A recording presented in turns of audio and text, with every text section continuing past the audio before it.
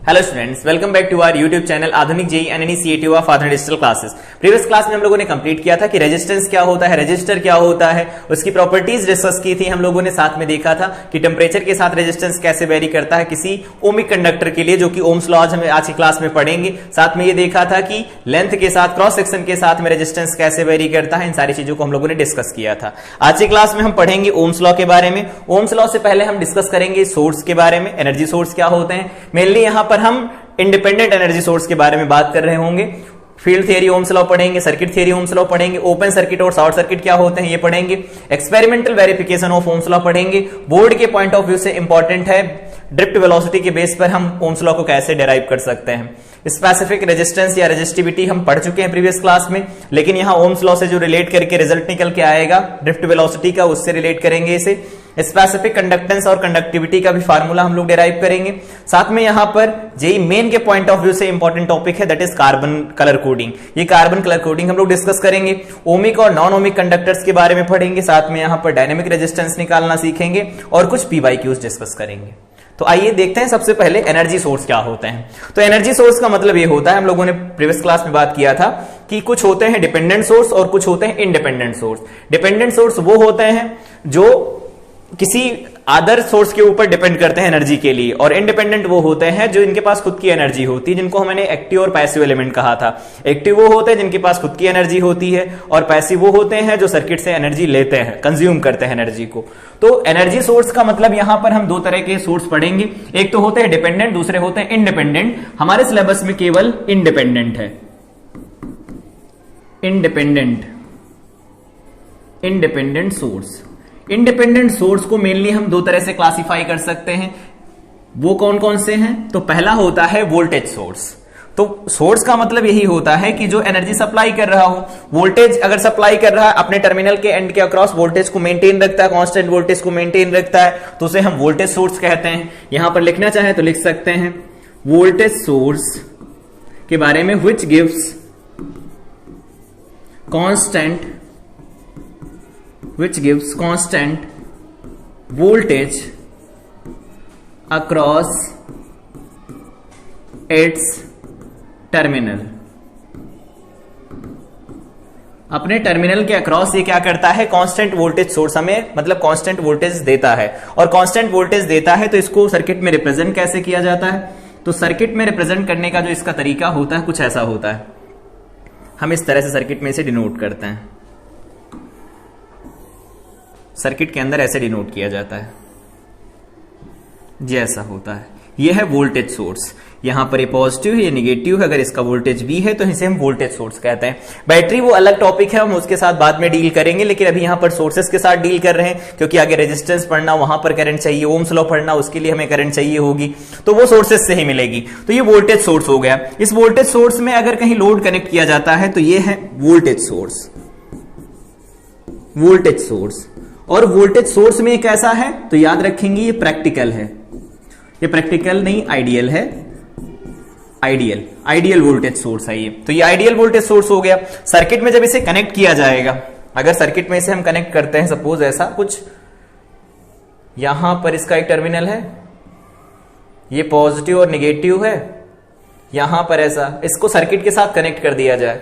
मान लेते हैं यहां कहीं पर लोड लगा है, लोड का मतलब हमारे रेजिस्टेंस है, ये लोड रेजिस्टेंस लगा है, इसके साथ इसे कनेक्ट कर दिया गया, और V यहां पर ऐसा है, और करंट फ्लो कर रही है, तो करंट फ्लो कर रही होगी, जो भी होगा IL लोड करंट फ्लो करेगी। आगे देखेंगे रिलेट करना। तो यहां पर ये कह सकते हैं कि जो V है, I है और RL जो दिया गया है, इनको रिलेट करते हैं तो यहां पर जो ग्राफ निकल के आता है वो कांस्टेंट होना चाहिए। कांस्टेंट का मतलब कुछ ऐसा, ये कांस्टेंट है। यहां पर क्या होता है? VL होता है, यहां पर क्या होता है? IL होता है। देखो हमें कांस्टेंट वोल्टेज लगातार मिल रहा है, जैसे बैटरी करती है, आइडियल बैटरी जो करती है, सेम वैसे हमें क्या मिल रहा है? कांस्टेंट वोल्टेज मिलता चला जा रहा है। लेकिन ये तो वोल्टेज सोर्स हो गया आइडियल, लेकिन आइडियल तो सर्किट में लगा नहीं होगा। तो आइडियल अगर सर्किट में नहीं लगा होता है तो उस केस में हम डिफाइन करते हैं प्रैक्टिकल वोल्टेज सोर्स। अब ये कैसा वोल्टेज सोर्स होगा? प्रैक्टिकल होगा। और प्रैक्टिकल वोल्टेज सोर्स में इंटरनल रेजिस्टेंस कुछ होता है, ऐसा कुछ रहता है। देखो ये प्लस, ये माइनस है। इंटरनल रेजिस्टेंस जो होता है वो सीरीज में लगा होता है। ध्यान रखेंगे कि जो प्रैक्टिकल वोल्टेज सोर्स होता है उसका इंटरनल रेजिस्टेंस होता है SE से डिनोट करते हैं इसे, और ये ऐसा कुछ होता है।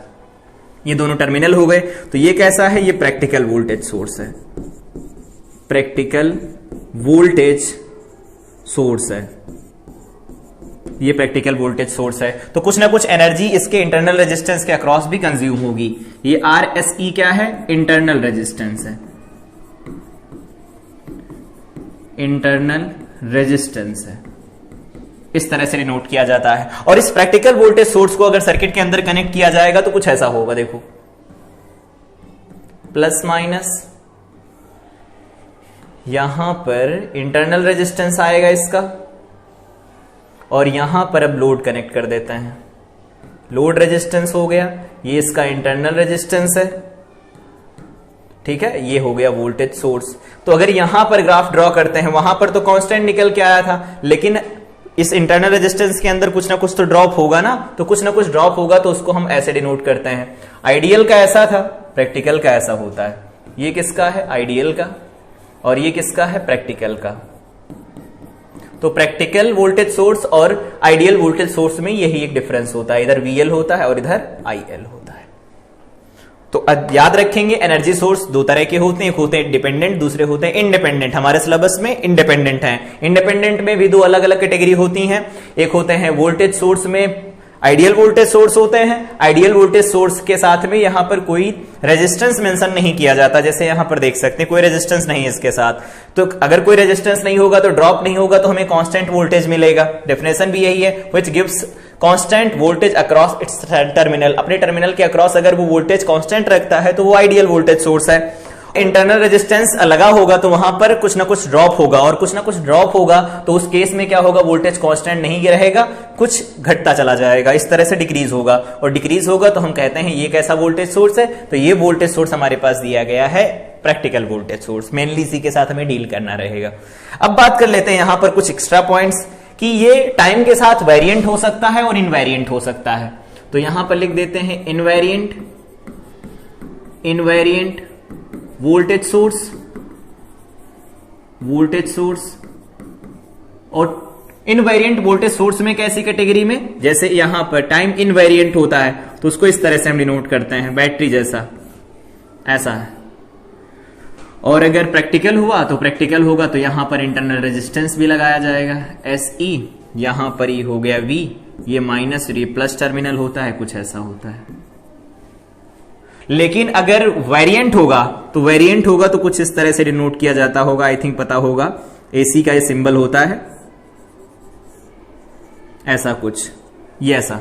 यहां पर इसका इंटरनल रेजिस्टेंस होगा तो लगाएंगे, नहीं तो नहीं होगा तो नहीं लगाएंगे। यहां पर ये क्या है, ये टाइम के साथ वेरी करता हुआ वोल्टेज सोर्स है।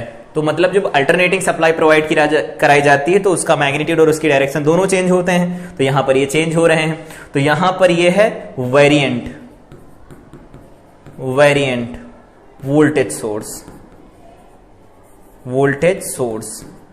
और ये क्या है, invariant voltage source. Same current के साथ भी ऐसा होता है। करंट के साथ में यहां पर अभी वोल्टेज सोर्स पढ़ रहे थे तो वोल्टेज सोर्स को ही लिखते हैं अभी कि इनवेरिएंट और वेरिएंट होते हैं। ये हो गए हमारे पास वोल्टेज सोर्स। अब बात करते हैं करंट सोर्स की। करंट सोर्स क्या करते हैं, हमें कांस्टेंट करंट प्रोवाइड कराते हैं अपने टर्मिनल के अक्रॉस। उनके बीच में क्या रेजिस्टेंस जोड़े गए, क्या लोड जुड़ा है, उससे कोई फर्क नहीं पड़ता। तो करंट सोर्स का मतलब ये होता है हमें कांस्टेंट करंट प्रोवाइड करते हैं अपने टर्मिनल के अक्रॉस, और इसका सिंबल कुछ इस तरह से डिनोट किया जाता है, ये ऐसा। सर्किट के अंदर हम इसे कुछ इस तरह से डिनोट करते हैं।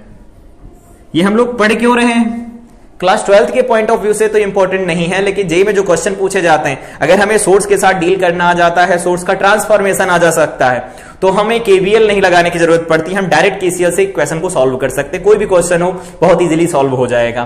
तो पढ़ते रहें और अपने कॉन्सेप्ट बिल्ड करते रहें कि कॉन्सेप्ट कौन कौन से रिलेट करते हैं सारी चीजों से। उसके बाद जब सर्किट थ्योरी ओरिजिनल स्टार्ट होगी, जो कि किरचॉफ्स लॉ जब शुरू होंगे, वहां से शुरू होगी सर्किट थ्योरी, तो वहां से देखेंगे कि क्वेश्चन को कितनी इजीली टैकल किया जा सकता है। तो सबसे पहले यहां पर हम लोगों ने पढ़ा कि करंट सोर्स का जो प्रैक्टिकल होगा, मतलब ये आइडियल केस का है, आइडियल वोल्ट करंट सोर्स है, आइडियल करंट सोर्स है। तो आइडियल करंट सोर्स में यहां पर कोई रेजिस्टेंस नहीं लगा, जैसे वोल्टेज सोर्स में नहीं लगा था, वैसे भी यहां कोई रेजिस्टेंस। यहां पर जो एरो डिनोट करता है ना, इसका मतलब ये होता है कि करंट ऊपर की तरफ फ्लो कर रही है। एरो जिधर होता है करंट उधर ही की तरफ फ्लो करती है। और अगर इसको बैटरी के साथ कनेक्ट कर दिया जाए, मतलब किसी लोड के अक्रॉस कनेक्ट कर दिया जाता है, यहां पर इसके दोनों टर्मिनल हैं, इसको लोड के क्रॉस कनेक्ट कर दिया गया। यहां पर कोई डाटा नहीं निकालना है क्योंकि हम लोगों ने अभी ओम्स लॉ पढ़ा ही नहीं, ओम्स लॉ नहीं पढ़ा, तो यहां पर V इक्वल टू IR हम नहीं लगाएंगे अभी। तो यहां पर ये लोड हो गया, ये करंट सोर्स है I, और अगर इसका ग्राफ ड्रॉ किया जाए, इसका ग्राफ, तो यहां पर होता है IL और इधर होता है VL। यहां पर हमें कांस्टेंट करंट मिलती है, तो ये आइडियल का हो गया। अब हम जानते हैं आइडियल होता है, एक नॉन आइडियल होता है, मतलब एक प्रैक्टिकल होता है। तो ये तो आइडियल के केस में हुआ कि आइडियल का सिंबल ऐसा होता है, सर्किट में ऐसे जोड़ा जाता है, उसका ग्राफ ऐसे आता है। लेकिन अगर आइडियल नहीं हुआ तो क्या होगा? आइडियल नहीं होता तो इसका भी इंटरनल रेजिस्टेंस कुछ लिया जाता है। अगर ये करंट सोर्स है हमारे पास, तो इसका इंटरनल रेजिस्टेंस हम इसके पैरेलल में कनेक्ट करते हैं, RSE, ये कुछ होता है ऐसा। ये हो गया, ये इसमें I करंट फ्लो कर रही है, तो ये कैसा है? प्रैक्टिकल है, practical current source, current source, ये प्रैक्टिकल करंट सोर्स हो गया। इस प्रैक्टिकल करंट सोर्स को अगर सर्किट के अंदर जोड़ा जाएगा तो क्या होगा? देखो, कनेक्ट करते हैं सर्किट के साथ, यहां पर कुछ इस तरह से, ये इसका इंटरनल रेजिस्टेंस है, और इसको कनेक्ट कर दिया गया किसी लोड के साथ। यहां पर ये क्या है? लोड रेजिस्टेंस है, इसमें करंट I फ्लो कर रही है। तो जब लोड के साथ कनेक्ट किया जाएगा और इसका ग्राफ ड्रॉ करेंगे हम, यहां पर होता है VL, इधर क्या होता है? IL होता है। तो यहां पर ये तो आइडियल का होता है, ये प्रैक्टिकल का होता है, ध्यान रखेंगे दोनों सेम है, बस दोनों के एक्सेस पर क्या क्या प्लॉट कर रहे हैं ये बदला हुआ है। यहां पर I वर्सेस VL है, वहां पर VL वर्सेस I था, तो ये आइडियल का हो गया और ये प्रैक्टिकल का होगा। तो ये प्रैक्टिकल का हो गया, इसके पहले हम लोगों ने आइडियल का पढ़ लिया। तो आइडियल करंट सोर्स क्या होते हैं? वो अपने टर्मिनल के अक्रॉस कांस्टेंट करंट प्रोवाइड कराते हैं, इररेस्पेक्टिव ऑफ लोड, लोड कितना जोड़ा गया इससे कोई फर्क नहीं पड़ता। सेकंड केस ये होता है कि जो वोल्टेज सोर्स होते हैं अपने टर्मिनल के अक्रॉस क्या करते हैं? कांस्टेंट वोल्टेज प्रोवाइड कराते हैं, पोटेंशियल का डिफरेंस कांस्टेंट रखते हैं। लेकिन अगर कोई इंटरनल रेजिस्टेंस इन्वॉल्व हुआ उनके बीच में, जो कि उनका रेजिस्टेंस होता है, वोल्टेज सोर्स का सीरीज में कनेक्ट होता है इंटरनल रेजिस्टेंस, करंट सोर्स का पैरेलल में कनेक्ट होता है इंटरनल रेजिस्टेंस, और जब ये कनेक्ट होंगे तो यहां पर कुछ ना कुछ लॉसेस होंगे, तो वहां पर कांस्टेंट करंट मेंटेन नहीं रह पाएगी, तो लगातार करंट डिक्रीज करेगी। और उस केस में क्या होगा? लगातार करंट क्या कर रही है? यहां पर वोल्टेज लगातार डिक्रीज कर रहा। जैसे यहां पर वोल्टेज सोर्स के बारे में हम लोगों ने पढ़ा कि डिपेंडेंट और इंडिपेंडेंट होते हैं, मतलब वेरिएंट और टाइम इनवेरिएंट होते हैं, वैसे यहां पर भी होता है इस केस में भी कि अगर करंट सोर्स ऐसा है, कांस्टेंट है, तो कांस्टेंट करंट सोर्स को हम ऐसे डिनोट कर देते हैं इजीली। अगर ये कोई प्रैक्टिकल करंट सोर्स है तो ऐसा डिनोट कर देते हैं, उसका इंटरनल रेजिस्टेंस भी लगा देते हैं, ये ऐसा। तो ये कैसा है? तो ये है invariant, time invariant, time invariant, time के साथ वेरी नहीं कर रहा है। दूसरा हम बात करते हैं टाइम इनवेरिएंट, हम टाइम इनवेरिएंट बात कर लिया, अब टाइम वेरिएंट के बारे में बात करते हैं कि टाइम के साथ वेरी करता है। तो टाइम के साथ वेरी करता है, इसको इस तरह से दिखाया जाता है, ऐसे, और फिर इस तरह से दिखाया जाता है सर्किट के अंदर। आइडियल होगा तो ऐसे बना देंगे, प्रैक्टिकल होगा तो यहां पर एक रेजिस्टेंस और जोड़ देंगे, ऐसा RSE। यहां पर करंट I फ्लो करती है, तो ये करंट के साथ, करंट जो यहां पर होगी वो कांस्टेंट नहीं होगी, वैरी करेगी, तो यहां पर AC करंट कह सकते हैं एग्जांपल के लिए। और यहां पर जो भी हम लोगों ने डिस्कस किया, यहां पर हम कह सकते हैं AC वोल्टेज, AC वोल्टेज जो कि टाइम के साथ वेरी करता है, इन्हीं के साथ हमें डील करना रहेगा।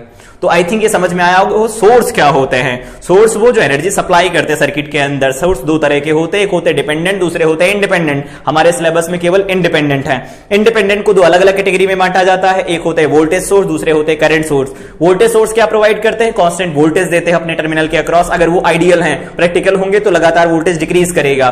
करंट सोर्स क्या करते हैं? अपने टर्मिनल के अक्रॉस क्या करते हैं? कांस्टेंट करंट प्रोवाइड करते हैं, अगर वो आइडियल नहीं होंगे तो वहां पर करंट डिक्रीज करेगी। साथ में हम लोगों ने देखा टाइम के साथ वेरी करता हुआ अगर वोल्टेज है तो उसको हम कहते हैं डीसी वोल्टेज, जो कि यहां पर देखो एसी वोल्टेज है।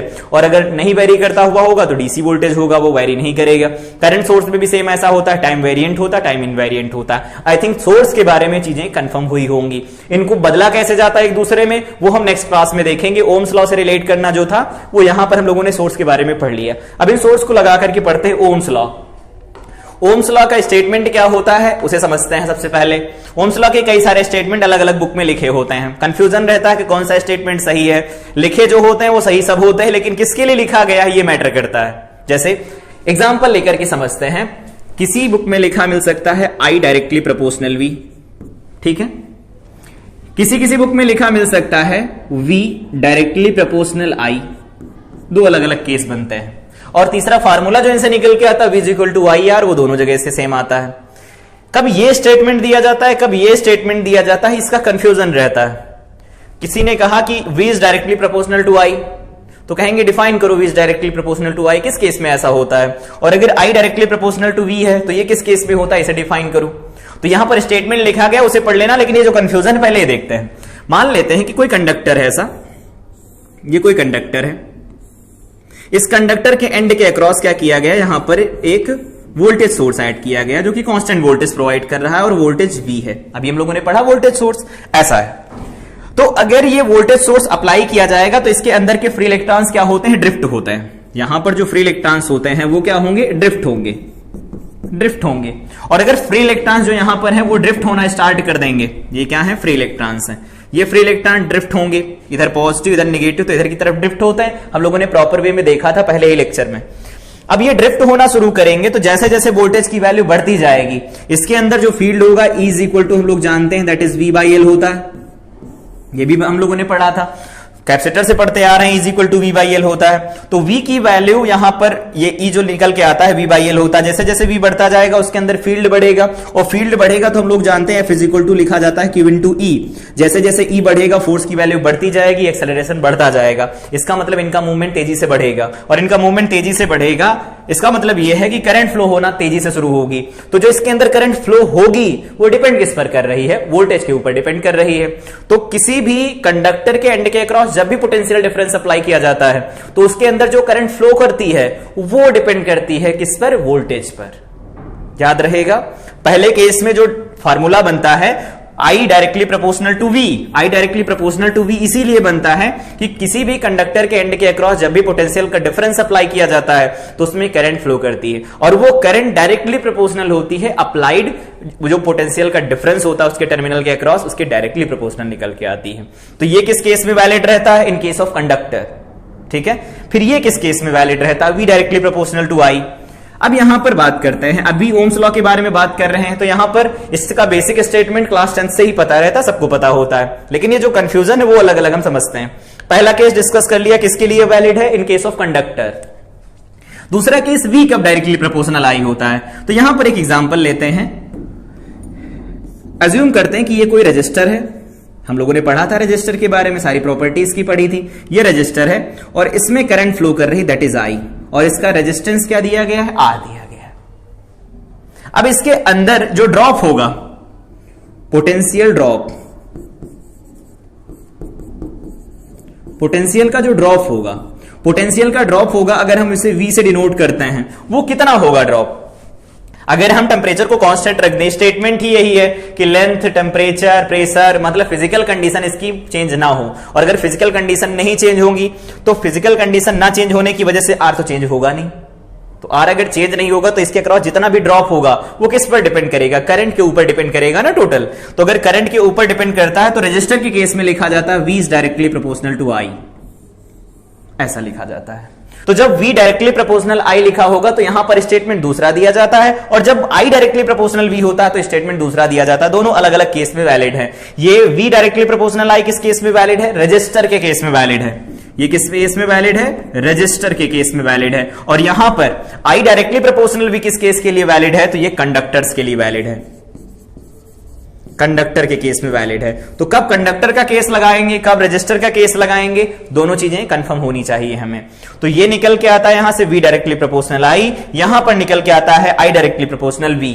तो यहां पर लिखते हैं the physical condition such as length, temperature, mainly temperature की बात करते हैं, of a conductor are kept constant, then the current flowing through the conductor, ये देखो लिखा है current flowing through the conductor, जो स्टेटमेंट ये दिया जाता है वो कंडक्टर के लिए दिया जाता है, is directly proportional to the potential difference applied across its terminals. तो टर्मिनल के अक्रॉस जो भी पोटेंशियल डिफरेंस अप्लाई किया जाएगा करंट उसकी डायरेक्टली प्रोपोर्शनल होती है।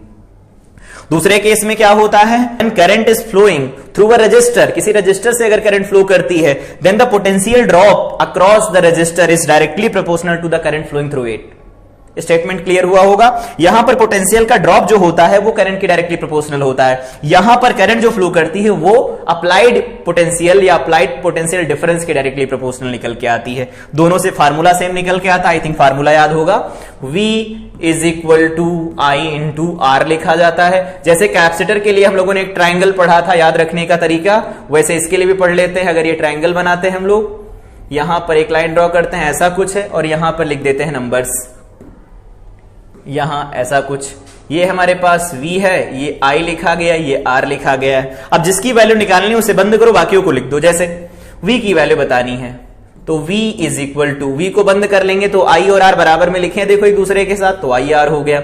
सिमिलरली अगर I की वैल्यू निकालनी हो तो V बाई R मिलेगा, I इज इक्वल टू क्या मिलेगा, V बाई R मिलेगा। और अगर R की वैल्यू को बंद कर लिया जाए तो यहां V बाई I मिलेगा, तो R की वैल्यू क्या निकल के आएगी, V बाई I निकल के आएगी। एक मिनट, ये निकल के आएगा यहां पर V बाई I, ये V बाई I निकल के आएगा। तो ये अलग अलग फार्मूले अलग अलग केस के लिए वैलिड है, हमें याद होने चाहिए। आई थिंक ये ओम्स लॉ का स्टेटमेंट में जो कंफ्यूजन था वो खत्म हुआ होगा। V डायरेक्टली प्रोपोर्शनल I किस केस में लिखा जाएगा, तो V डायरेक्टली प्रोपोर्शनल I लिखा जाता है इन केस ऑफ रजिस्टर। अगर कोई रजिस्टर लगा उसमें ड्रॉप लिखना है तो ड्रॉप डायरेक्टली प्रोपोर्शनल होता है करंट के।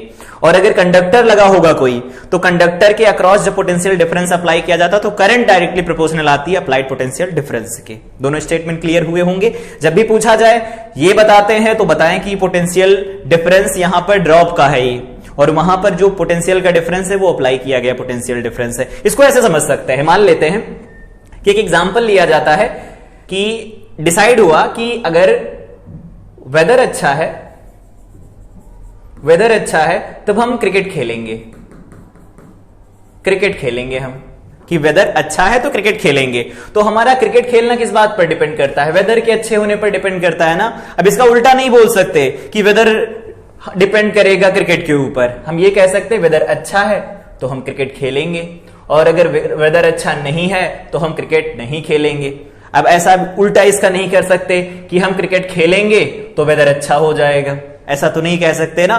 तो कोई भी फिजिकल क्वांटिटी, एक फिजिकल क्वांटिटी दूसरी फिजिकल क्वांटिटी के ऊपर डिपेंड करती है, तो उसमें रिलेशन जब डायरेक्टली प्रोपोर्शनल का लिखा जाता है तो एक डिपेंडेंट एक इंडिपेंडेंट हो जाती है। जैसे यहां पर I डायरेक्टली प्रोपोर्शनल V लिखा है और एक दूसरी जगह लिखा V डायरेक्टली प्रोपोर्शनल I। यहां पर जो V है ये इंडिपेंडेंट है, और जो I होगा वो क्या होगा, डिपेंडेंट होगा। मैथ की टर्मिनोलॉजी है, याद होगा। और अगर ये ऐसा हुआ, ये इंडिपेंडेंट हो गया, डिपेंडेंट हो गया, इस केस में क्या होता है, ये इंडिपेंडेंट होता है, ये इंडिपेंडेंट होता है, I इंडिपेंडेंट हो गया, और यहां पर V क्या है, डिपेंडेंट है। तो हमें ध्यान रखना है जब भी कोई स्टेटमेंट पूछता है, स्टेटमेंट बोलने के टाइम ही याद रख लेना है कि कौन सा स्टेटमेंट हमें देना है और कौन सा स्टेटमेंट किस केस के लिए वैलिड रहता है। डिफाइन करने के लिए भी बोला जा सकता है, ठीक है, वाइवा के लिए जरूरी है, याद रखेंगे। बाकी V is equal to I R, तो यहां पर हमारी बेसिक प्रॉपर्टी होती है, ये लगाने से पहले हम ये नहीं सोचते कि ये लगेगा नहीं लगेगा, V is equal to I R लगा लेते हैं, ठीक है। स्टेटमेंट क्लियर हुआ, ग्राफ की तरफ चलते हैं। अभी हम लोगों ने यहां पर देखा कि जो I होता है वो डायरेक्टली प्रोपोर्शनल किसके निकल के आता है, पोटेंशियल डिफरेंस के निकल के आता है इन केस ऑफ कंडक्टर्स। किसके लिए वैलिड है, कंडक्टर के लिए वैलिड है कि कंडक्टर में जो पोटेंशियल डिफरेंस लगाया जाएगा और करंट फ्लो करेगी तो करंट डायरेक्टली प्रोपोर्शनल होती पोटेंशियल डिफरेंस के, ठीक है। यहां पर हम लोगों ने देखा I इज इक्वल टू आता है 1/r इंटू में V आता है, या फिर हम इसको लिख सकते हैं V is equal to I into R। फार्मूले सबको पता होंगे, फार्मूलों पर ज्यादा हम फोकस नहीं कर रहे, थ्योरी क्या है उस पर फोकस कर रहे हैं। यहां पर जो मिसकंसेप्शंस बने हुए हैं उन पर ज्यादा फोकस कर रहे हैं। तो V is equal to I R लिखेंगे, I is equal to V by R लिखेंगे, दोनों अलग अलग केस बन गए। अब अगर हम इसको रिलेट करते हैं यहां पर y is equal to M X के साथ, y is equal to M X के साथ लिखेंगे तो देखो यहां 1/r किसके बराबर हो जाएगा, स्लोप के बराबर होगा। और 1/r अगर स्लोप के बराबर होगा तो यहां पर ये ग्राफ निकल के आ रहा है, ग्राफ है straight line passing through origin. तो यहां पर देखो ये V directly proportional to I या I directly proportional to V, यहां पर जो ये प्रोपोर्शनलिटी का साइन होगा इस केस में यहां पर जो वैलिड होगा ये I directly proportional to V होगा इन केस ऑफ कंडक्टर्स।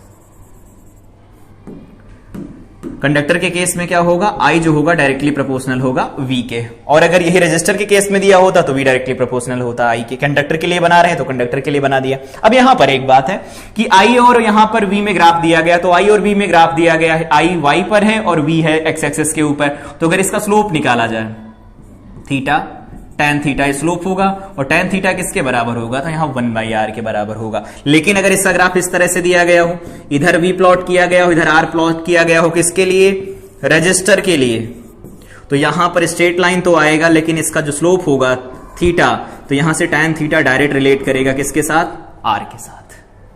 तो अगर V वर्सेस R कर्व दिया गया है तो वहां tan theta direct slope R के बराबर होगा, I वर्सेस V दिया गया है तो 1/r बराबर हो जाता है स्लोप के। एक क्वेश्चन यहां पर पूछा जाता है मेनली कि एक कोई ग्राफ बनाया गया I वर्सेस V का, अलग अलग टेम्परेचर के लिए बनाया गया, एक ही कंडक्टर के लिए।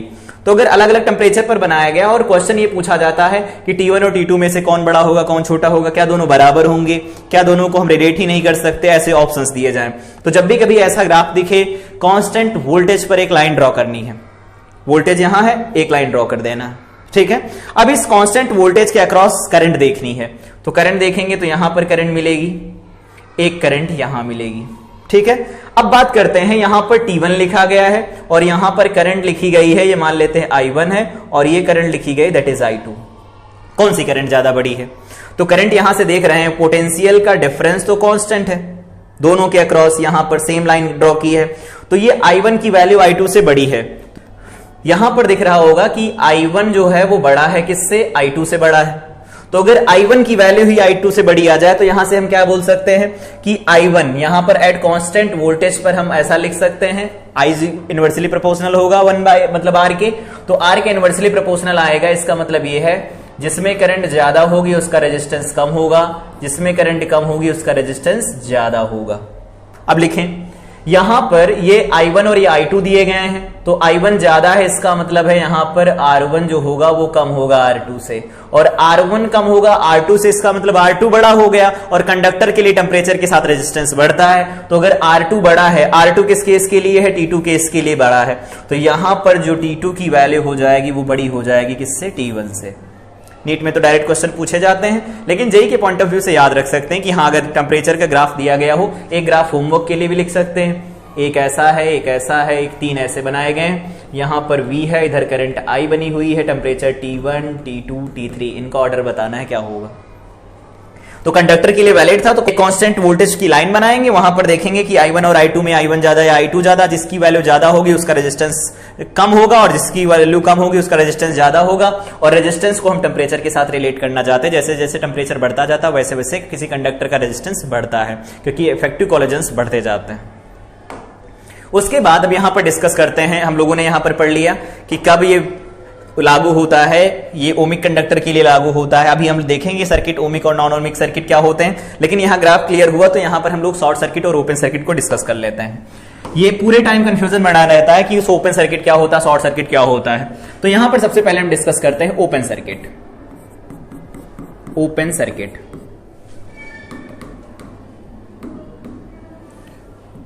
Open circuit open circuit open circuit में क्या है, ओपन सर्किट जब भी लिखा जाता है तो इस केस में क्या लिखते हैं हम, करंट की वैल्यू 0 लिखते हैं। करंट की वैल्यू 0 होती है और V की value V is equal to any value, कोई भी वैल्यू हो सकती है। कोई भी वैल्यू का मतलब क्या हो सकता है, 0 भी हो सकता है, वो देखेंगे अभी। तो I इज इक्वल टू 0 हो, V की वैल्यू एनी वैल्यू हो, तो यहां पर हम लगा सकते हैं R is equal to V by I लिख सकते हैं। यहां पर बन जाएगा V by 0 that is infinite, ऐसा बनेगा।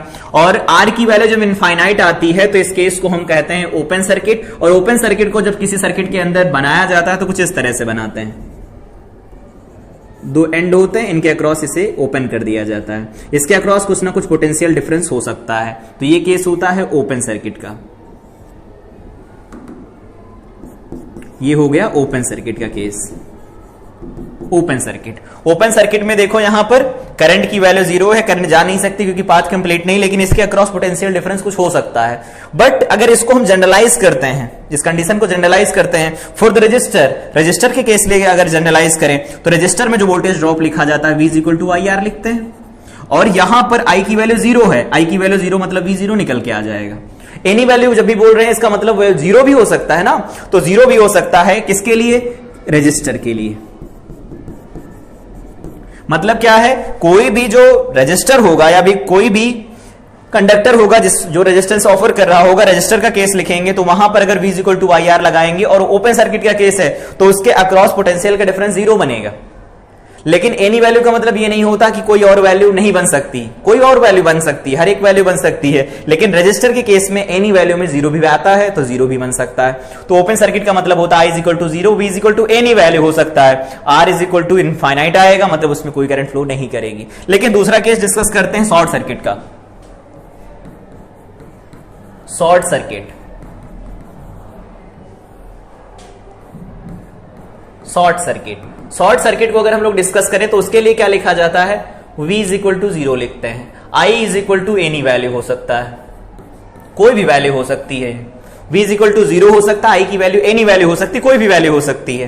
तो यहां पर अगर हम R की वैल्यू निकाले, R = क्या होता है, V/I होता है। और something by any value is equal to क्या लिखा जाता है, 0 लिखा जाता है। तो यहां से ओवरऑल वैल्यू हमें क्या मिल रही है, ये ओवरऑल वैल्यू मिल रही है कि जो रेजिस्टेंस निकल के आएगा इन केस ऑफ शॉर्ट सर्किट वो 0 रहेगा। तो इसको सर्किट में ऐसे रिप्लेस किया जाता है, ये ऐसे रिप्लेस किया जाता है एक कंडक्टिंग वायर के साथ। ये क्या है, शॉर्ट सर्किट है, वायर के साथ इसे हम रिप्लेस करते हैं सर्किट के अंदर। अब बात कर लेते हैं शॉर्ट सर्किट को इस तरह से रिप्लेस करेंगे, ओपन सर्किट को इस तरह से रिप्लेस करेंगे। ये ओपन सर्किट का केस हो गया, ये शॉर्ट सर्किट का केस हो गया। यहां पर एक और पॉइंट डिस्कस करते हैं कि अगर रजिस्टर होगा, यहां पर हम लोगों ने पढ़ा V = 0 है, V = 0 है, और अगर यहां पर हम V = 0 लगाएंगे तो 0 का मतलब इसके अंदर करंट कितनी फ्लो कर सकती है, तो करंट की वैल्यू एनी वैल्यू हो सकती है, हर एक वैल्यू हो सकती है, हर एक वैल्यू हो सकती है। इसके ड्रॉप अगर इसके अक्रॉस 0 है और V = 0 है तो R तो 0 होगा नहीं, इसका मतलब I = 0 हो सकता है। एनी वैल्यू में कोई भी वैल्यू आ सकती है ना, तो उस एनी वैल्यू में I = 0 भी आता है। लेकिन I = 0 किसके लिए वैलिड है, इन case of register, in case of register, register के लिए वैलिड रहेगा। यहां पर ये ओपन सर्किट हो गया, ओपन सर्किट में I 0 होगा, V 0 होगा, और यहां पर V 0 होगा, I 0 होगा। एक बात यहां से कंक्लूजन निकल के आ रहा है कि रजिस्टर एक सी साथ शॉर्ट सर्किट और ओपन सर्किट जैसा बिहेव कर सकता है। यहां पर देखो वोल्टेज की वैल्यू क्या है, एनी वैल्यू, कुछ भी हो सकता है। लेकिन रजिस्टर के केस में वो 0 हो गई जब करंट की वैल्यू 0 रखी जाती है। V = IR वैलिड रहता है इन केस ऑफ रजिस्टर, और अगर रजिस्टर के लिए वैलिड रहेगा ये V = IR तो यहां पर वोल्टेज ड्रॉप भी 0 आएगा। और वोल्टेज ड्रॉप 0 आने का क्या मीनिंग है, वोल्टेज ड्रॉप 0 आने का मतलब है शॉर्ट सर्किट हो गया। तो रजिस्टर ही एक ऐसा इलेक्ट्रिकल एलिमेंट होता है जो एक साथ में शॉर्ट सर्किट भी हो सकता है, ओपन सर्किट से भी रिप्लेस किया जा सकता है। लेकिन कैपेसिटर और इंडक्टर जिनके बारे में हम लोगों ने बात किया था वो भी ऐसे नहीं होते, उनमें भी ऐसा बिहेवियर देखने को नहीं मिलता। तो रजिस्टर में ही एक ऐसी प्रॉपर्टी होती है कि एट अ टाइम वो शॉर्ट सर्किट और ओपन सर्किट जैसा बिहेव कर सकता है। ठीक है, तो ये ओपन सर्किट शॉर्ट सर्किट का कंफ्यूजन क्लियर हुआ होगा पूरा। अब इसके आगे बढ़ते हैं, experimental verification of Ohm's law. इसको क्लास 10th में वेरीफाई करते हैं, सर्किट बना लेते हैं, वो वेरीफाई कर सकते हैं।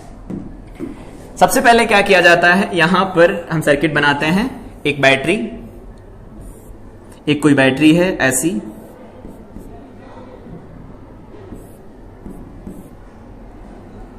इसको ऐसे बनाते हैं।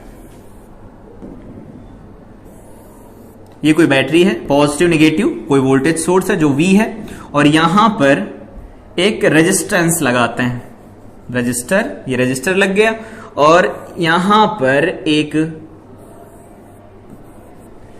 एम्पियर करंट मेजर करने वाला लग गया, ये अमीटर है, अमीटर है। अमीटर क्या करता है, बेसिकली करंट मेजर करता है, करंट को मेजर करता है, बताता है कितनी करंट फ्लो करती है, करंट को मेजर करता है, ये करंट मेजर करेगा। उसके बाद में यहां पर लगा देते हैं एक लोड जिसके अक्रॉस हम ये सारी बातें करेंगे, ये ऐसा हो गया। अब अगर इस लोड को लिखते हैं हम, ये क्या है, RL है, इसके अक्रॉस पोटेंशियल ड्रॉप मेजर करना है तो उसके लिए पढ़ाया जाता है कि हम यहां पर क्या कनेक्ट करते हैं, वोल्ट मीटर कनेक्ट करते हैं। ये है वोल्ट मीटर। वोल्ट मीटर क्या मेजर करता है, वोल्टेज, वोल्टेज ड्रॉप मेजर करेगा। ये सर्किट बन गया। यहां पर जो ये R होता है ये वेरिएबल रजिस्टर होता है, वेरिएबल रजिस्टर। वेरिएबल रजिस्टर को इस तरह भी बनाया जा सकता है। सर्किट के अंदर एलिमेंट हम अभी डिस्कस करेंगे आगे, जब सर्किट थ्योरी स्टार्ट होगी ओरिजिनल, वहां पर डिस्कस करेंगे तो उसमें देखेंगे इसको इस तरह से भी बनाया जा सकता है सर्किट के अंदर। ये भी वेरिएबल रजिस्टर है। इसको आगे पीछे खिसका करके रेजिस्टेंस को बढ़ाया जा सकता है, जिसे रोस्टेड कहते हैं। ये वेरिएबल रेजिस्टेंस हो गया, ये वोल्टेज सोर्स हो गया, ये एम्पियर हो गया करंट मापने वाला एमीटर हो गया, और ये वोल्ट मीटर हो गया जो वोल्टेज मेजर करेगा। अब क्या करते हैं, यहां से जो वेरिएबल रेजिस्टेंस हम लोगों ने अभी लगाया है, इस वेरिएबल रेजिस्टेंस को बदल लेते हैं, अलग अलग केस के लिए अलग अलग वैल्यू निकालते हैं और यहां पर एक ग्राफ प्लॉट करते हैं, ऐसा कोई ग्राफ I वर्सेस V। और ये ग्राफ जब प्लॉट किया जाता है, यहां से अलग अलग रीडिंग ली जाती है। V यहां से वोल्टेज मिलेगा हमें, एमीटर से हमें करंट मिलेगी कितनी है, और V बाई आर मतलब V is equal to I R से हम R निकालने की कोशिश करेंगे, मतलब V बाई आई हर बार निकालेंगे। तो यहां से ग्राफ निकल के आएगा straight line passing through origin, और इसका जब हम स्लोप निकालेंगे थीटा, अभी हम लोगों ने देखा ये स्लोप किसके बराबर होता है, ये 1/r के बराबर निकल के आता है। ये एक्सपेरिमेंटल वेरिफिकेशन होता है कि ऐसा सेटअप करो, अलग अलग वैल्यू निकालो, यहां पर रेजिस्टेंस वेरी करेंगे, तो जो भी रेजिस्टेंस यहां से वेरी करेंगे वो तो हमें दिखेगा। उस केस में इसके अक्रॉस कितना जाता है रेजिस्टेंस, और यहां पर एमीटर कितनी करंट पड़ता है, और उन सबका ग्राफ हम जब ड्रॉ करते हैं, प्लॉट करते हैं ग्राफ पेपर के ऊपर, तो कुछ इस तरह का रिजल्ट निकल के आता है। ऐसे जब स्ट्रेट लाइन निकल के आता है, ऐसे कंडक्टर को हम कहते हैं ohmic conductor. Ohmic conductor, ohmic conductor ऐसा नहीं कि जितने भी कंडक्टर होते हैं वो सारे ओमिक होते हैं। इवन ओमिक कंडक्टर भी हाई टेम्परेचर के ऊपर ये V is equal to I R में वैलिड नहीं रहता। रीजन क्या होता है, टेम्परेचर बढ़ाते जाएंगे, R कांस्टेंट नहीं रहेगा। R कांस्टेंट नहीं रहेगा तो हम लोगों ने पढ़ा था R is equal to R naught 1 plus alpha T होता है, और R is equal to R naught 1 plus alpha T होगा, मतलब R टेम्परेचर डिपेंडेंट हो गया, और R की वैल्यू जैसे टेम्परेचर डिपेंडेंट होगी तो वहां से हम ये बता सकते हैं कि जो V is equal to I R है वो वैलिड नहीं है। लेकिन जब हम ओम्स लॉ लगाते हैं तब ऐसा सोचते नहीं कि ये वैलिड है या नहीं है, ओम्स लॉ लगा देते हैं। तो जब भी कभी हम बात कर रहे होते हैं किसी सर्किट के अंदर V is equal to I R, तो वहां पर ये मानकर चलते हैं कि टेम्परेचर कांस्टेंट रहेगा। टेम्परेचर अगर कांस्टेंट रहेगा तो हम वहां पर V is equal to I R लगा सकते हैं। ठीक है, ये हो गया। इसके बाद अगला बोर्ड का इंपॉर्टेंट डेरिवेशन करते हैं, दैट इज वेरिफिकेशन या फिर derivation of Ohm's law on the basis of drift velocity. Drift velocity का कॉन्सेप्ट लगा करके हम इसे कैसे डिराइव कर सकते हैं। तो याद होगा, अगर मान लेते हैं यहां कोई कंडक्टर कंसीडर करें हम लोग, ये कोई कंडक्टर है, इसका क्रॉस सेक्शन ए दिया गया है, इसकी लेंथ L दे रखी है, और यहां इसकी प्रॉपर्टी दे रखी है, that is free electron density, number of electron पर unit volume, that is small n, current density sigma,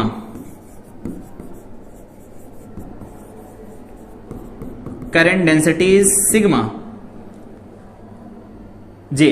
ठीक है, ये करंट डेंसिटी दे रखा है। अब अगर हम यहां पर वैल्यू लिखें कि I इज इक्वल टू क्या पढ़ा था हम लोगों ने, तो पढ़ा था NeAVD पढ़ा था। ये इक्वेशन फर्स्ट हो गई। ये हम लोगों ने कब डेराइव किया था, लिखा था, ये क्या है, relation between current I and VD। ये रिलेशन हम लोगों ने डेराइव किया था प्रीवियस क्लास में। अब यहां से एक बात करते हैं, एक और डेरिवेशन है, रिलेशन बिटवीन इसको भी डेराइव किया था प्रीवियस क्लास में, relation between VD and tau. Tau और VD में एक रिलेशन निकल के आया था, आई थिंक याद होगा, VD इज इक्वल टू लिखा गया था A इंटू टाउ, ए की वैल्यू लिखी गई थी E capital E divided by में M इंटू टाउ लिखा गया था। सेकंड इक्वेशन आई थी। तो इक्वेशन क्लियर हुई। इन दोनों को हम सॉल्व कर लेते हैं, यहां वैल्यू पुट कर देते हैं। I is equal to NeAVD की वैल्यू बोलो तो VD की वैल्यू क्या निकल के आएगी, E capital E divided by में M इंटू टाउ लिखा जाएगा। इसके अक्रॉस जो पोटेंशियल डिफरेंस लगाया गया दैट इज V, और पोटेंशियल डिफरेंस V लगाया जाएगा, तो यहां से हम I इज इक्वल टू लिख सकते हैं, ये हो जाएगा NE स्क्वायर A, और इंटू में टाउ लिख सकते हैं, डिवाइडेड बाय में M लिख सकते हैं, और E की वैल्यू क्या लिखी जा सकती तो हम लोगों को पता है, that is V by L। ऐसा लिख सकते हैं, यहां लिखना होगा, लिख देना, since E is equal to V by L। हम लिखते चले आ रहे हैं, जब इलेक्ट्रिक फील्ड पढ़ रहे थे तब से। अब अगर यहां से हम देखें तो हम लोगों ने अभी पढ़ा V is equal to I R के लिए कि यहां पर V डिवाइडेड बाई में जो I होता है वो R होता है, और ये क्या होता है, कांस्टेंट रहता है। कांस्टेंट रहता है किसके लिए होता है, जब टेम्परेचर कांस्टेंट रहेगा तब ऐसा होगा। मान लेते टेम्परेचर कांस्टेंट है, तो इस केस में हमें निकालना है V डिवाइडेड बाई में I, और v डिवाइडेड बाई में i की वैल्यू निकालेंगे तो यहां से देखो निकल के आएगा ml डिवाइडेड बाई में ne square a into tau बन जाएगा। सही है। अगर हम इसको फर्दर सॉल्व करते हैं तो इस m को यहां रख लेते हैं, ne square a into tau को यहां रख लेते हैं, एक मिनट, इस ne स्क्वायर टाउ को यहां रख लेते हैं, साथ में लिख देते हैं यहां पर l बाई a। और याद होगा जब हम लोगों ने प्रीवियस क्लास में पढ़ा था तो पढ़ा था r इज इक्वल टू क्या होता है, r इज इक्वल टू होता है रो l बाई a। तो r is equal to rho l by a होगा तो यहां पर देखो ये रो है, ये l बाई a है, इसका मतलब यहां से हमारे पास रिजल्ट निकल के आ रहा है v डिवाइडेड बाई में i इज इक्वल टू, यहां पर ये रो है और अगर ये रो की वैल्यू है तो यहां पर हम ये कह सकते हैं ना, अगर टेम्परेचर कांस्टेंट होता है, रो को हम लोगों ने as a function of time देखा था, rho is equal to rho naught 1 plus alpha t, alpha temperature coefficient था। तो अगर कांस्टेंट टेम्परेचर होगा तो ये तो चेंज होगा नहीं और लेंथ और एरिया ऑफ क्रॉस सेक्शन तो बदलेंगे नहीं। इसका मतलब v by I is equal to निकल के आ जाएगा हमारे पास कांस्टेंट निकल के आएगा। और जो ये कांस्टेंट निकल के आता है इसी को हम क्या कहते हैं, रेजिस्टेंस कहते हैं। दैट मींस यहां से हमारे पास फार्मूला निकल के आया r इज इक्वल टू में यहां पर बन जाएगा ml upon ne square a into tau बनेगा। तो रेजिस्टेंस का एक और दूसरा फार्मूला निकल के आया। यहां से हम कह सकते हैं v is directly proportional i या i is directly proportional v। वो कंडक्टर के लिए है या फिर रजिस्टर के लिए, वो अलग अलग केस में वैलिड रहेगा। आई थिंक ये सारी चीज समझ में आई होगी। ये तो हो गया डेरिवेशन। अब इसको रिलेट करते हैं ओमिक और नॉन ओमिक कंडक्टर के साथ। तो ओमिक कंडक्टर वो जो ओम्स लॉ को फॉलो करते हैं, अगर ओम्स लॉ को कोई कंडक्टर फॉलो नहीं करता दैट मींस वो ओमिक कंडक्टर नहीं है। जैसे यहां पर बात करते हैं मेटल्स, मेटालिक कंडक्टर्स ये क्या करते हैं, ओबे ओम्स लॉ। इसीलिए इनको हम क्या कहते हैं, इसीलिए इनको कहा जाता है ओमिक कंडक्टर।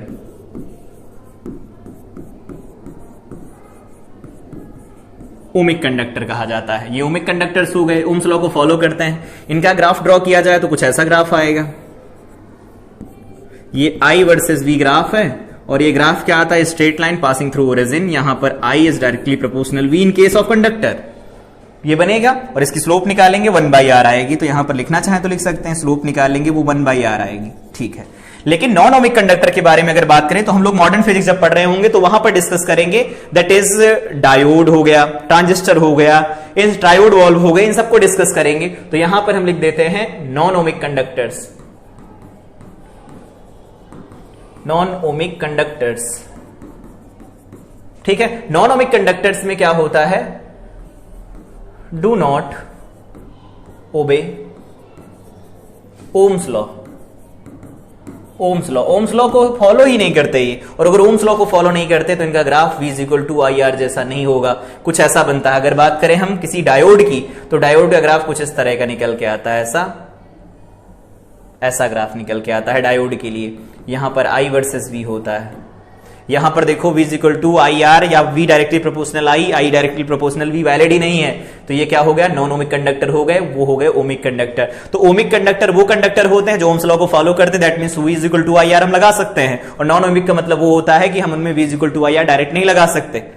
कुछ केस में लगा सकते हैं, जब हम देखेंगे वहां पर डायोड जब फॉरवर्ड बायस में होता है, आइडियल डायोड होता है, जीरो रेजिस्टेंस ऑफर करता है, तो उस केस में शॉर्ट सर्किट और ओपन सर्किट का केस डिस्कस करेंगे। लेकिन अभी के लिए याद रखेंगे कि मेटालिक कंडक्टर्स ऐसे कंडक्टर्स होते हैं जो ओम्स लॉ को फॉलो करते हैं। ओम्स लॉ वहां पर वैलिड रहता है, इस केस में ओम्स लॉ वैलिड नहीं रहता। देखो यहां पर करंट कैसे क्या लीनियर है, नहीं है। तो I और V लीनियरली वैरी नहीं कर रहे हैं, तो लीनियरली वैरी नहीं करेंगे तो यहां पर ये कैसे हो गए, नॉन ओमिक कंडक्टर्स हो गए।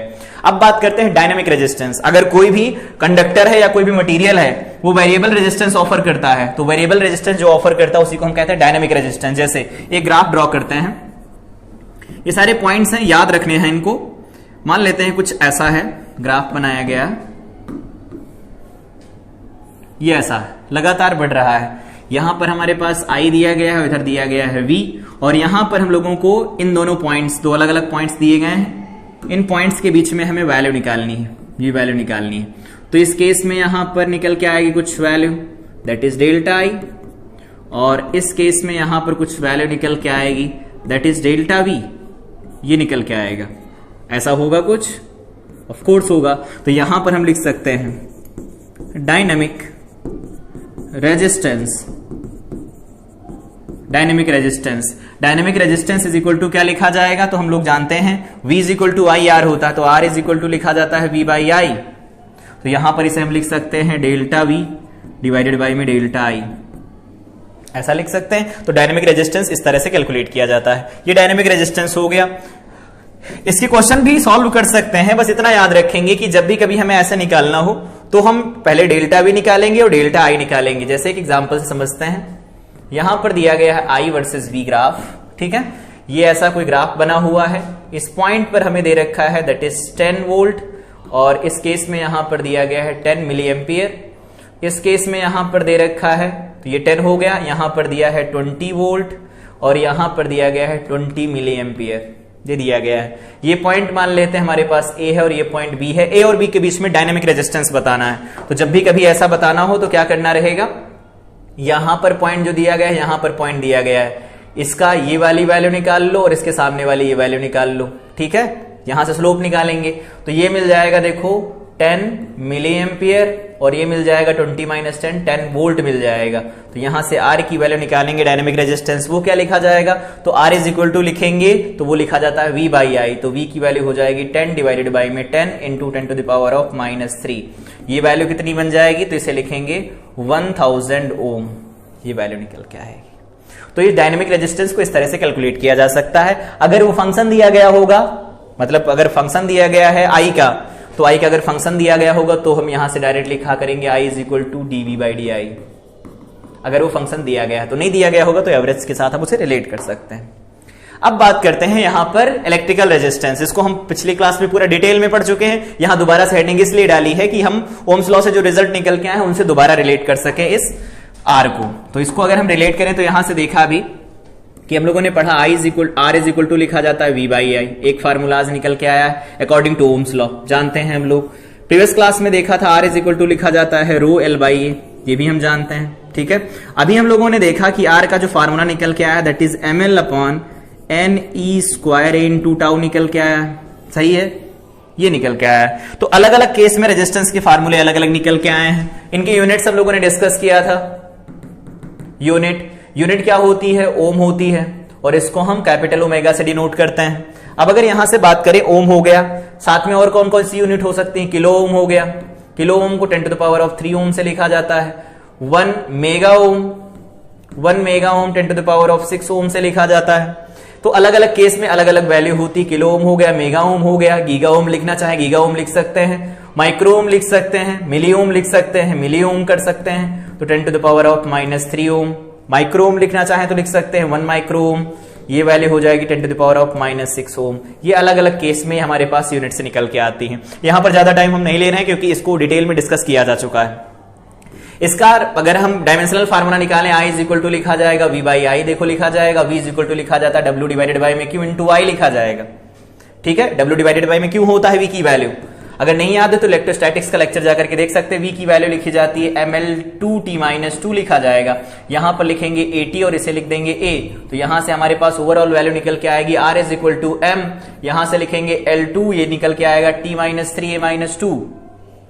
ये हमारे पास इसका डायमेंशनल फार्मूला निकल के आ गया। इस तरह से हम रिलेट कर सकते हैं इसे। नेक्स्ट हमारे पास दिया गया है इलेक्ट्रिकल कंडक्टेंस। इलेक्ट्रिकल कंडक्टेंस क्या होती है, तो ability of a substance to conduct electricity. तो R का जो रेसिप्रोकल होता है 1/R, इसी को हम कहते हैं कंडक्टेंस, इसको G से डिनोट किया जाता है। और अगर हम इसको कंडक्टेंस कहते हैं तो यहां से रिलेट कर सकते हैं। अभी R का फार्मूला हमारे पास निकल के आया that is ML divided by में NE स्क्वायर इंटू टाउ बना है, ये बना है। तो अगर हम यहां से वैल्यू निकालें तो ये क्या निकल के आएगी, 1/R is equal to NE square into tau divided by में ML बन जाएगा। और ये ML अगर बन गया तो इसी को हम रिलेट करके क्या लिख सकते हैं, दैट इज कंडक्टेंस, ये कंडक्टेंस मिल जाएगा। इसकी यूनिट क्या निकल के आएंगी, फटाफट देख लेते हैं। यूनिट इसकी निकल के आएगी दैट इज ओम इनवर्स, या इसको ऐसे लिखना चाहें तो ऐसे लिख सकते हैं ओम इनवर्स, या इसको ऐसे लिखा जाता है मोहो, ठीक है, या साइमन लिखा जाता है। जार्ज साइमन ओम नाम था साइंटिस्ट का, उन्हीं के नाम पर भी लिखा जाता है। अगला इसका डायमेंशनल फार्मूला लिखें। डायमेंशनल फार्मूला, तो अगर डायमेंशनल फार्मूला लिखते हैं तो यहां पर हमारे पास रिजल्ट क्या निकल के आएगा, तो R का डायमेंशनल फार्मूला जो है इसको उल्टा कर दो, M-1 L-2 m-1 l-2, यहां पर था T3A2, तो ये बन जाएगा T3A2 बन गया, खत्म। डायमेंशनल फार्मूला भी निकल आया, यूनिट भी निकल आई, बाकी अलग अलग यूनिट्स दे रखी हैं, जिसमें भी दिया होगा उसमें हम इसे मेजर कर सकते हैं।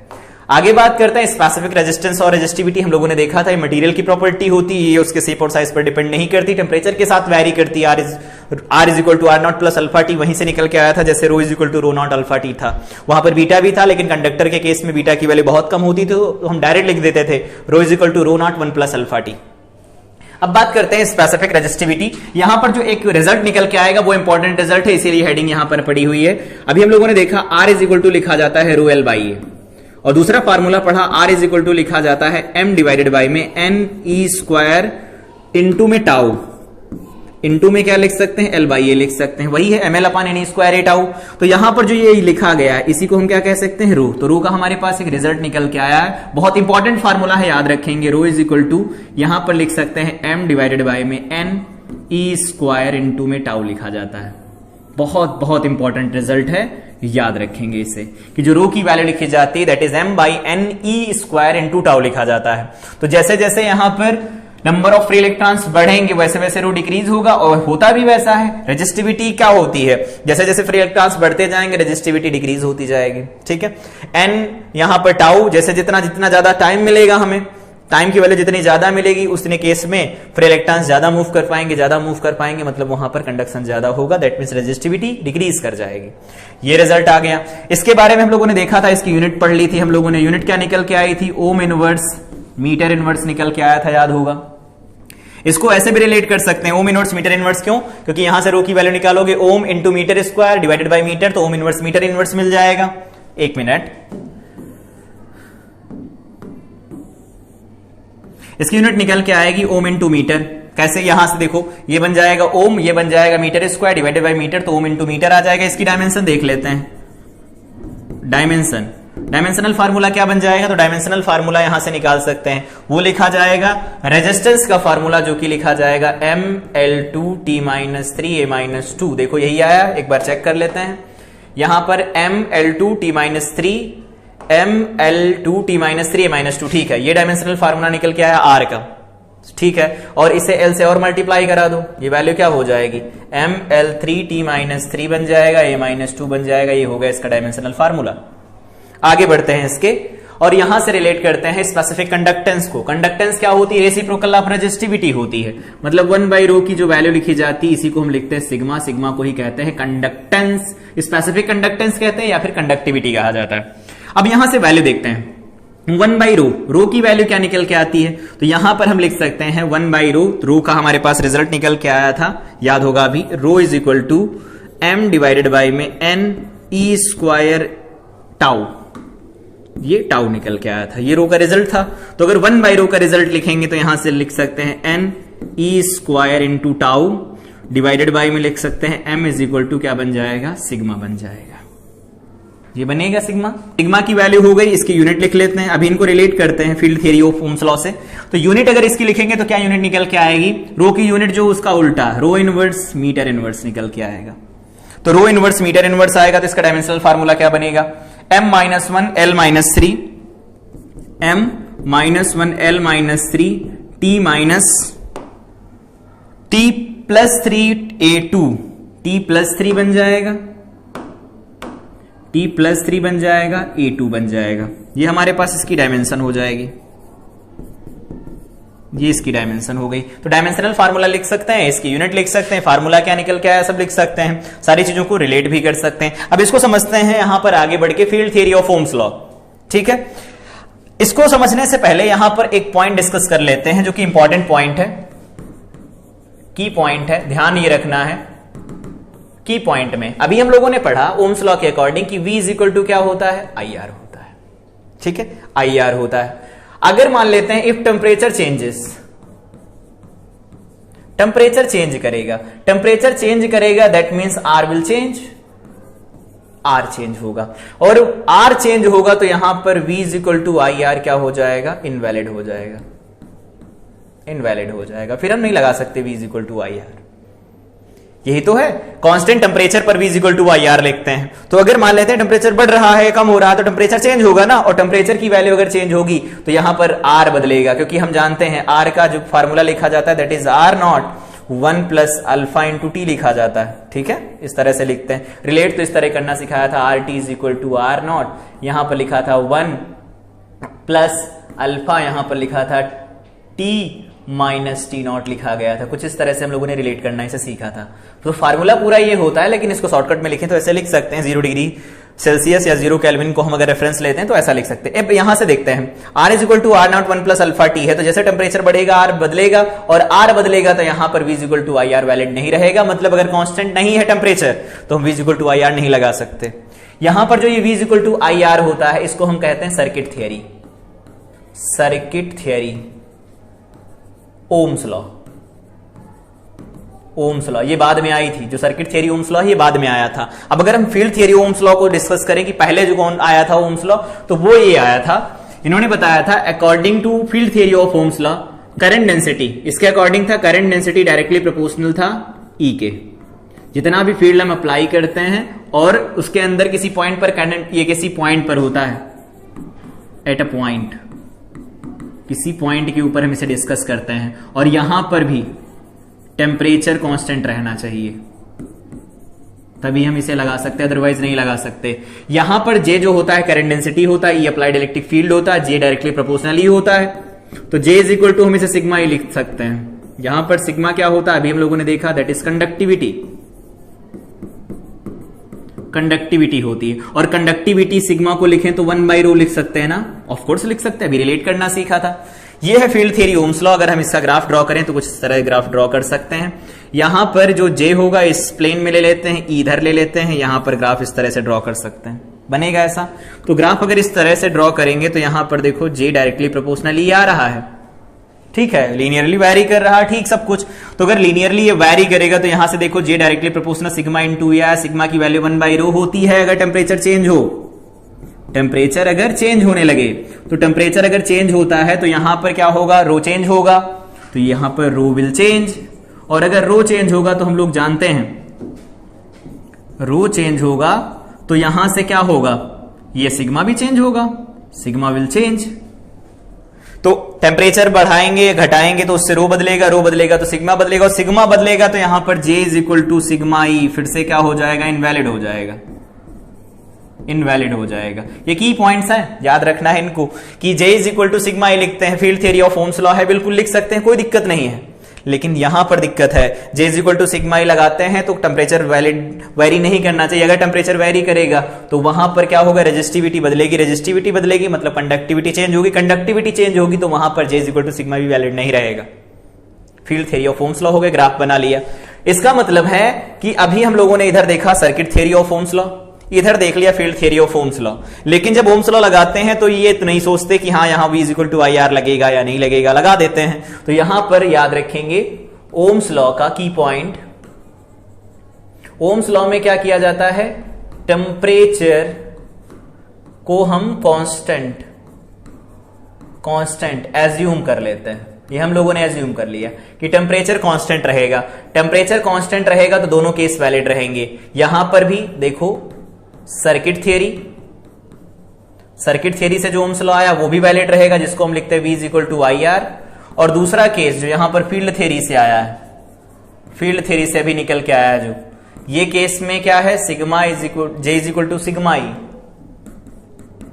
ई, ये भी वैलिड रहेगा। इसको कभी कभी ऐसे भी लिख दिया जाता है, J vector is equal to sigma into E vector लिखा जाता है। कभी कभी इसको ऐसे लिख देते हैं, E vector is equal to 1/सिग्मा that is rho into J vector. जैसे लिखना हो वैसे लिख सकते हैं, लेकिन इसको कभी कभी कहते हैं vector form. Vector form basically vector form नहीं, field theory of Ohm's law शुरुआत में यही आया था, बाद में जनरलाइज किया गया सर्किट थियरी के लिए। इसको जनरलाइज कर सकते हैं, देखो कैसे, क्वेश्चन बाद में डिस्कस करते हैं, इसको जनरलाइज कर लेते हैं इधर। अभी हम लोगों ने पढ़ा जे इज इक्वल टू क्या होता है, सिग्मा इंटू ई होता है, J is equal to sigma E होता है। जे की वैल्यू आई बाई ए लिखते, सिग्मा इज इक्वल टू 1/ρ लिखा जाता है, ई की वैल्यू V बाई एल होती है। बोलो सही है, लिख सकते हैं। अब यहां से अगर हम वैल्यू निकालते हैं that is V by I, R के बराबर होता तो वी बाई आई की वैल्यू निकालो, तो देखो यहां आ जाएगा रो इंटू एल बाई ए। हम लोगों ने प्रीवियस क्लास में ही देखा था ये किसके बराबर होता, आर के बराबर होता, तो वी बाई आई किसके बराबर, आर के। तो यहां से वी इज इक्वल टू क्या निकल के आएगा, आई आर निकल के आएगा। ये देखो हमारे पास फील्ड थ्योरी दे रखा था, सर्किट थ्योरी यहां से डेराइव कर सकते हैं, तो बहुत इजी है, डेराइव कर सकते हैं। क्वेश्चन करते हैं, देखो क्वेश्चन दिया गया है cylindrical wire has length L and cross sectional area A, the conductivity of wire material changes with distance from left edge, ये देखो इधर से इधर की तरफ चेंज हो रहा है। तो यहां पर हमें बताना है calculate electric field inside the conductor as a function of X when the battery of EMF V is connected across its ends. इसके एंड के अक्रॉस अगर बैटरी कनेक्ट किया जाए तो क्या होगा, तो इसे सॉल्व करेंगे तो क्या होगा। देखो यहां से उन्होंने कहा फंक्शन दिया गया है सिग्मा, सिग्मा फंक्शन दिया गया, तो अगर यहां पर छोटा सा एक एलिमेंट लिया जाए, छोटा सा एलिमेंट लिया जाए जिसको हम dx बोल रहे हैं, छोटा सा एलिमेंट dx हो गया, ये x डिस्टेंस है, तो इस केस के लिए सिग्मा इन्होंने डिफाइन किया है इस तरह से। इन्होंने कहा फील्ड बताओ, तो फील्ड तो बाद में बताएंगे, पहले इसका रेजिस्टेंस तो बताओ। तो यहां पर अगर छोटा सा रेजिस्टेंस dr लिखा जाएगा तो वो क्या लिखा जा सकता है, dr की वैल्यू लिखी जाएगी रो इंटू एल, एल की वैल्यू क्या लिख सकते हैं, dx डिवाइडेड बाई में एरिया लिख सकते हैं। एरिया क्या होगा, यहां से देखो क्या लिखा जाएगा, area, area of cross section क्या लिखा जा सकता है, उन्होंने कहा area of cross section A है, तो ये लिख दो। यहां पर सिग्मा दिया है, रो दिया नहीं, तो सिग्मा नहीं दिया तो इसको 1 बाई सिग्मा लिख दो।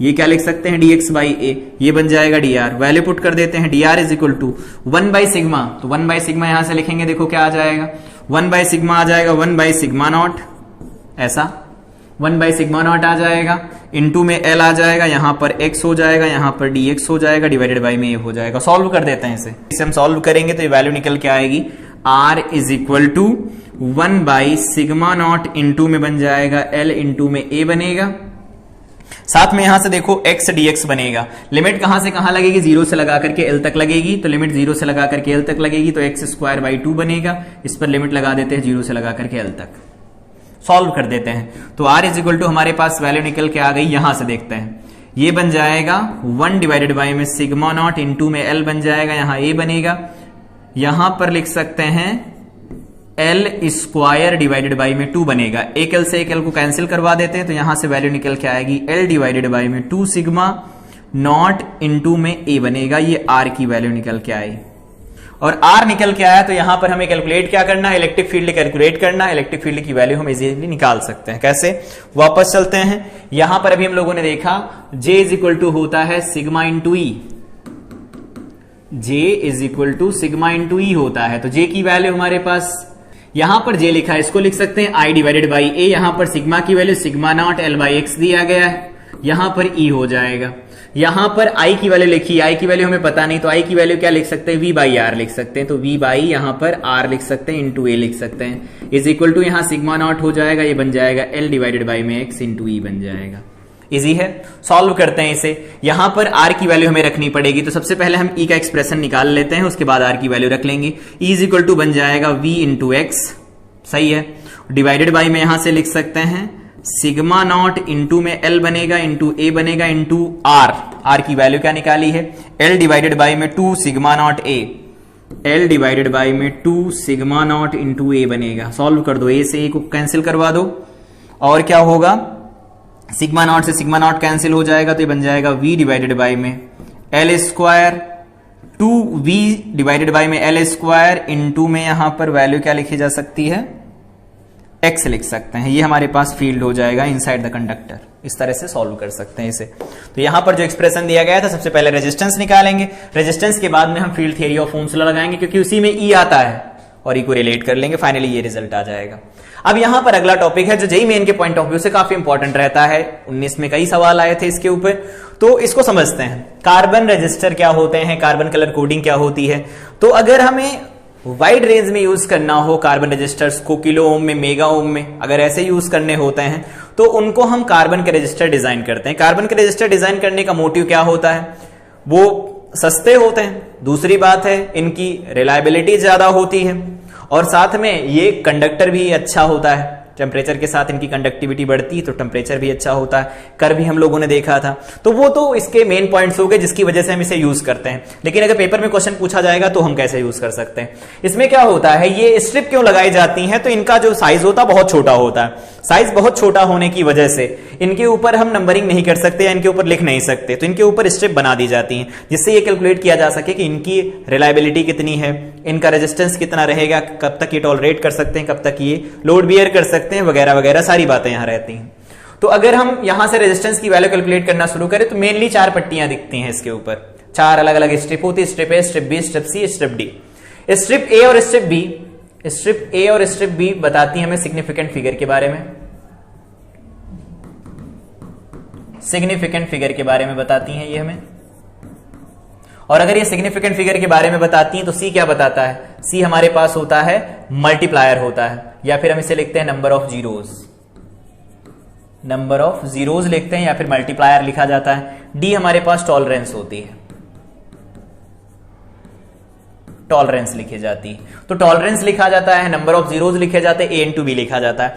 जैसे इसका अगर हमें रेजिस्टेंस लिखना हो तो आर इज इक्वल टू क्या लिखेंगे, आर इज इक्वल टू लिखेंगे जो दोनों नंबर दिए गए उनकी वैल्यू लिख दो, मतलब ए का नंबर लिख दो, बी का नंबर लिख दो। नंबर क्या होता भी देखेंगे, ए का क्या होगा, बी का क्या होगा। इनको मल्टीप्लाई नहीं कराना, ए और बी जैसे लिखे वैसे लिख देना। इंटू में लिखा जाता है 10 टू द पावर, जीरोज लगाने के लिए पावर लगानी पड़ेगी। यहां पर जो सी की पावर होगी वो लगा देंगे, और प्लस माइनस यहां पर डी लिखा जाता है percentage.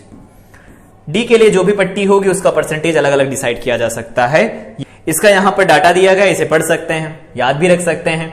Black, brown, red, orange, yellow, green, blue होता है, वायलेट होता है, ग्रे होता है, व्हाइट होता है, गोल्ड, सिल्वर, नन होता है। स्ट्रिप ए पर अगर ये ऐसे लिखे होते हैं तो उनका मतलब ये नंबर होते हैं, स्ट्रिप बी पर लिखे होते हैं तो ये नंबर होते हैं, सी पर लिखे होते हैं तो कुछ ऐसा होता है। और स्ट्रिप डी पे ऊपर अगर ऐसा कुछ लिखा तो टॉलरेंस इस तरह से लिखी जाती है। मेनली हमें टॉलरेंस ये याद रखनी है, एक ये 5%, 10% और ये 20%, ये टॉलरेंस हमें याद रखना है।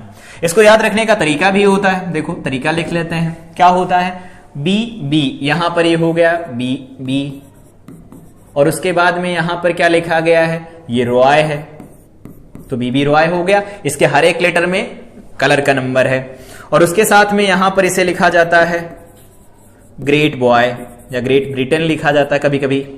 और यहां पर ये होता है वेरी, ठीक है, और यहां पर होता है गुड, और साथ में यहां पर लिखा जाता है वाइफ। याद रखने का तरीका होता है BB ROY, great boy, very good wife, ठीक है। और जो लास्ट में यहां पर जो हम लोगों ने यूज किए हैं वर्ड्स, इनमें जो फर्स्ट लेटर है, जैसे यहां पर ग्रेट का जी, बॉय का बी, वेरी का वी, गुड का जी और डब्ल्यू वाइफ का लिया जाता है। बाकी जितने भी होते हैं उनके सारे लेटर्स लिए जाते हैं। नंबरिंग ध्यान ये रखना, ऐसा नहीं 1 से शुरू कर देंगे, नंबरिंग शुरू 0 से होती चलती 9 तक है, 0 से 9 तक चलती है। ये मल्टीप्लायर होते हैं, इस तरह से लिखा जाता है। इसे ध्यान से देख लेंगे, जो भी नंबर लिखे गए याद रखेंगे। गोल्ड, सिल्वर और नन को हम टॉलरेंस के लिए यूज करते हैं, ठीक है। अब इसको लिखना कैसे है, यहां पर एक क्वेश्चन दिया गया है, ट्राई करते हैं। A voltage of 30 volt, 30 volt का वोल्टेज अप्लाई किया गया। पहले आर निकालते हैं, देखो, फिर V equal to I R लगाएंगे। Carbon resistance first, second, third, तो फर्स्ट पर है ब्लू, ठीक है, दूसरे पर है ब्लैक, देखो दे रखा है, तीसरे पर है येलो, ठीक है, और बाकी कुछ नहीं कहा है। तो अगर हम इसका रेजिस्टेंस लिखेंगे तो सबसे पहले क्या है, ब्लू है, ब्लू का नंबर ढूंढो। ब्लू का नंबर यहां से देखेंगे तो क्या है, 6 है, 6 लिख देते हैं इधर, तो इसकी जगह पर 6 लिख दिया। ब्लैक की जगह पर देखो तो ब्लैक 0 होता है तो 0 लिख देते हैं यहां पर। येलो को लिखें तो क्या लिख सकते हैं, तो येलो हमारे पास दे रखा है इधर, कहां गया, ये देखो 4 नंबर पर दिया गया है तो ये 4 नंबर पर हो गया। और कुछ भी नहीं लिखा है तो अगर हम टॉलरेंस लिखेंगे, टॉलरेंस, तो टॉलरेंस के लिए हम यूज करेंगे ±20%, क्योंकि अगर हमें टॉलरेंस लिखनी होगी और वहां पर स्ट्रिप नहीं है, नहीं स्ट्रिप के लिए 20% लिखा जाता है। तो इसका रेजिस्टेंस क्या होगा, तो इसका रेजिस्टेंस लिखेंगे हम R इज इक्वल टू, पहले और दूसरे नंबर जैसे लिखे उनको लिख दो वैसे, तो 6 लिखा है, 0 लिखा है, पहला और दूसरा लिख दिया गया। ये यहां पर ही हो गए significant figure. 10 to the power, जो भी तीसरी स्ट्रिप आ रही है उसको पावर में लिख दो यहां पर, और प्लस माइनस कितना लिख देते हैं, 20%। वो तो रिलायबिलिटी हो जाती है, सिर्फ रेजिस्टेंस हमारे पास इतना निकल के आया। तो रेजिस्टेंस की वैल्यू इतनी आई तो I इज इक्वल टू क्या होता है, V/I होता है। सॉल्व करके वैल्यू निकाल सकते हैं यहां से। इसी तरह से अगला जीमेन का क्वेश्चन दिया गया है, a 200 ohm resistor has a certain colour code, if one replaces the red colour by green in the code the new resistance will be. ये क्वेश्चन दिया गया कैसे, 200, ये ऐसा दिया गया है 200 ohm resistor has a certain colour code, कुछ कलर कोड है। If one replaces the red colour by green colour, इसमें से एक जो नंबर की स्ट्रिप है उसको हम क्या करते हैं, रेड कलर से ग्रीन कलर की तरफ रिप्लेस कर देते हैं। तो वापस चलते हैं अपने यहां पर, रेड के लिए 2 नंबर है ना, तो रेड के लिए 2 नंबर, इसको किससे रिप्लेस किया गया, ग्रीन से 5 से रिप्लेस कर दिया गया। तो अगर यहां पर 2 नंबर था तो 2 0 0, तो 0 into 10 to the power of 1 बना। तो ये तो हो गया रेड का, ये किसका हो गया, ब्लैक का हो गया, और ये 1 किसका हो गया, तो ये 1 हो जाता है ब्राउन का। रिलायबिलिटी के बारे में हम बात ही नहीं कर रहे हैं, ऐसा हुआ।